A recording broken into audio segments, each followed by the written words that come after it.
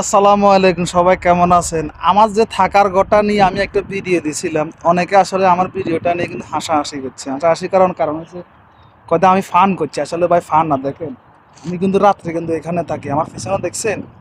কারণ আমি এখানে হারাজের ডিউটি করি। হারাজের ডিউটি হলো মানে এগুলো সবগুলো আমি কিন্তু রাত্রে এগুলো ওখানে হওয়ার আদন লাগে। যদি এখানে যদি একটা সামানও যদি চুরি করে যদি লয়ে যাবো, এখানে ক্যামেরা আছে মুদিরের হোলায়, সারাক্ষণ ক্যামেরা কিন্তু ধরে রাখে আমি কি করি না করি।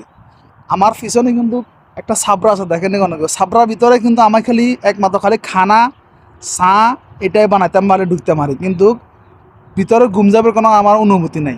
এই যে আমি খোলামেলাতে কিন্তু থাকি, আমার এখানে কোনো ফাঙ্কা নাই, কোনো কিছুই নাই, কারণও নাই, ব্যাটারিও নাই। তো অনেকে আসলে আমার এই ভিডিওটা নিয়ে অনেকে ফান করছে, কদেরকে আমি ভিউ পাওয়ার জন্য এটা করছি। আসলে ভাই না, বিদেশে কিন্তু যারা হারাজের ডিউটি করে কিছু কিছু জায়গা কিন্তু ভালো হয়, তবে আমার এখানে কিন্তু কোনো কিছু ব্যবস্থা নাই।